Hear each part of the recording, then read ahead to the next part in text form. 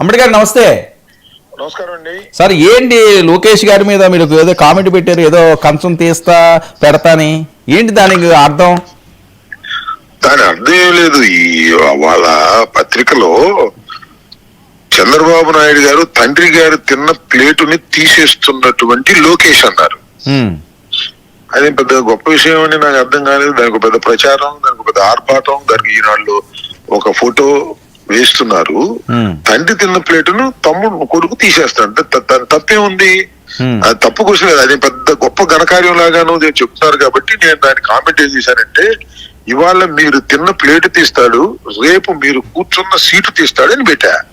అంటే కాదు, సీటు తీయడం అంటే వారసుడే కదా, ఇక తీయడే ఉన్నది, ఆయనకి హక్కే కదా అది. అంబటి రాంబాబు గారు లైన్ లో ఉండమని ఆయన ఎవరో మాట్లాడుతున్నారు. ఆయన మాట్లాడితే నేను మాట్లాడుకోండి గారు, ఒక్క నిమిషం ప్లీజ్. ఎవరు డిస్కస్ ఏంటి హక్కు ఏంటండి? వారసత్వ హక్కులు ఉన్నాయా రాజకీయాలు? నాకు తెలీదు. సాధించుకోవాలి తప్ప వారసత్వ హక్కులు ఎక్కడ ఉన్నాయని నేను అనుకోవట్లేదు. వారసత్వ హక్కులు ఉన్నాయంటే ప్రకటించుకోవాలి. నాకే మొన్నదాకా ఎందుకు అడిగారు? వారసత్వ హక్కు ఉంటే మొన్న చేసుకోవచ్చు కదా. ముఖ్యమంత్రిగా మొన్న చేసుకోవచ్చు కదా. ఎన్నికల్లో ఏమన్నా ఆయన ముఖ్యమంత్రి అవుతున్నాడు నన్ను ప్రకటించలేదు ఎలక్షన్ కి. సో నేను అనేది ఏంటంటే, అంత మెచ్యూరిటీ లేనటువంటి వ్యక్తిని ఇవాళ కొద్దిగా బ్రూట్ మెజారిటీ ఉందని ముఖ్యమంత్రిగా చేస్తే నష్టపోయేది వాళ్ళు, రాష్ట్రం. అంతే, రెండే రెండు. చేసుకుంటే వాళ్ళ ఇష్టం. మా జాంకాయ మేము ఏమైనా తింటామంటే మనం కాదనేది ఏమని చెప్పండి.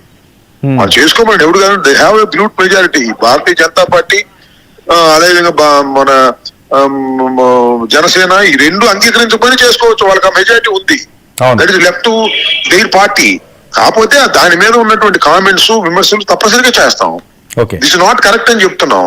కాదు మేము చేసుకుంటాం, మాకు మెజారిటీ ఉంది ప్రజాస్వామ్యంలో, ఎవరైతే లెజిస్లేటివ్ కౌన్సిల్ దీనిలో ఆ మెజారిటీ ఉంటుందో వాళ్ళే చేసుకుంటారంటే చేసుకోవచ్చు, చట్టం. లోకేష్ గారు ఇప్పుడు చేయాల్సిన అవసరం అంత ముందు చేసుకోమనండి, రేపు చేసుకోమండి, మానేసుకోమండి. లేదు, రెండు మాటలు చెప్పింది. సీటు తీస్తాడు అంటే ఆయనైనా కూర్చుంటాడు, లేకపోతే నెక్స్ట్ ఎలక్షన్ లో సీట్ లేకుండా చేయగలిగిన సమర్థుడు కూడా, ముఖ్యమంత్రి సీట్ లేకోకుండా ఓడిపోవడానికి కూడా లోకేష్ కారణం కాబోతున్నాడు అనేది నా అభిప్రాయం. ఆయన ఇప్పుడు చేయరట, 29లో వాళ్ళు గెలిచిన తర్వాత చేస్తారట. అది ఎవరికి తెలుసండి? నేను చెప్పేది ఆ 2029లో గెలవకోకుండా ఓడిపోవడానికి కూడా లోకేషే కారణం అవుతాడు అనేది నా అభిప్రాయం. ఎందుకు అలా అనిపిస్తుంది మీకు? ఆయన చేస్తున్న పనుల వల్ల, ఆయన పరిపాలన తీరు వల్ల. సన్ స్ట్రోక్ అంటారు, మీకు గుర్తుందో లేదో? సన్ స్ట్రోక్, సూర్యుడి దెబ్బ కాదు, సన్ కొడుకు దెబ్బ తగిలింది. అందులో సంజయ్ గాంధీ దెబ్బ తగిలి ఇందిరాగాంధీ ఓడిపోయింది ఎమర్జెన్సీ అప్పుడు. అలాగే సన్ స్ట్రోక్ తగులుద్ది, ఓటమి పాలు అవుతారు. సార్ అంబటి గారు, ఒకప్పుడు లోకేష్ గారు మీరు మాట్లాడింది, లేకపోతే వేరే సెటైర్లు ఆయన మీద వేసింది, బాడీ షేమింగ్ చేసిన ఆ లోకేష్ లాగా ఇప్పటికీ ఉన్నారంటారా మీరు? ఈయన కొద్దిగా మెరుగయ్యాడు. కొద్దిగా మెరుగైన మన నిజం, అనుభవం రీత్యా ఎవరైనా కొద్దిగా మెరుగవుతారు. కానీ ఆయన ఇంకా ఇన్మెచ్యూర్డ్ గానే ఉన్నాడు. అది దట్ ఈస్ మై ఒపీనియన్. నా ఒపీనియన్ కాదని హక్కు ఎవరికి లేదు. వాళ్ళ ఒపీనియన్స్ వారికి ఉండొచ్చు. ముఖ్యమంత్రి చేయదగినటువంటి స్థాయిలో అతని ఆలోచన విధానం లేదు. చంద్రబాబు నాయుడు గారు కొడుకు కాబట్టి, చంద్రబాబు నాయుడు గారి కొడుకు వారసుడైతే ఎన్టీ రామారావు అల్లుట వారసుడు అవుతాడు, కొడుకు అవ్వాలి కదా బాలకృష్ణ. ఎన్ని వారసత్వాల గురించి మాట్లాడితే నేనేం మాట్లాడలేను. వారసులు కూడా గెలిచి సాధించుకోవాలి తప్ప, ఈ ఎలక్షన్ ముందేమో చంద్రబాబు నాయుడు ముఖ్యమంత్రి అని, ఇప్పుడేమో ఆయన ముఖ్యమంత్రి అనుకుంటే అది వేరే విషయం. చేస్తారో చేయరా దీనిలో రెండు అర్థాలు ఉన్నాయి. ఒకటి, రేపు జరగబోయే ఎన్నికల్లో 2029లో చంద్రబాబు నాయుడు సీట్ను కూడా తీసేయగలిగిన సమర్థుడు, అన్పాపులర్ చేసి ఈ రాష్ట్రంలో తెలుగుదేశం ఓటమికి కూడా ఇతనే కారణం కాబోతున్నాడు అనేది ఒక అర్థం. ఈ లోపల మారిస్తే ఆయన సీట్లు ఈయన కూర్చున్నాడు అర్థం. రెండు అర్థాలతో నేను ఆ ట్వీట్ చేశాను. అర్థం చేసుకుంటారు. సార్, మీరు ఒక సీనియర్ పొలిటీషియన్ గా జగన్మోహన్ రెడ్డి గారు విన్నారా? ఎప్పుడు ఓటమి ఎరుగని వీరుడు, ఎప్పుడు ఓటమి ఎరగల. వాళ్ళ నాన్న ఓటమి చెందలేదు, ఆయన ఓటమి చెందలేదు. Such is the leadership qualities గా నేను భావిస్తున్నాను. నా అభిప్రాయం అది. 5 సంవత్సరాల పాటు అపోజిషన్ లో సింగిల్ హ్యాండ్ గా తండ్రి చాటు బిడ్డలా కాకుండా పార్టీని నడిపాడు. 67 సీట్లు వచ్చిన, 23 శాసనసభ్యులు తెలుగుదేశంలో చేర్చుకుని మంత్రులు ఇచ్చిన, ధైర్యంగా పార్టీని నడిపి మళ్ళా 151 సింగిల్ హ్యాండ్ మీద 151 సీట్లతో అధికారంలోకి వచ్చినటువంటి జగన్మోహన్ రెడ్డి గారు స్థాయి ఏంటి? ఇవాళ చంద్రబాబు నాయుడు గారి కుమారుడుగా ఉన్నటువంటి లోకేష్ స్థాయి ఏంటి? తెలుసుకోవాలి. తండ్రి చాటు బిడ్డ ఇవాళ కూడా ఓకే తండ్రి వల్లే అతని స్థాయికి వచ్చాడు. ఓకే. తాను ప్రూవ్ చేసుకోలేదు. మంగళగిరిలో మెజారిటీ వచ్చిందంటే అక్కడే అంతకన్నా మెజారిటీ వచ్చింది పల్లా శ్రీనివాస్ కి. అది ఒక వేవు.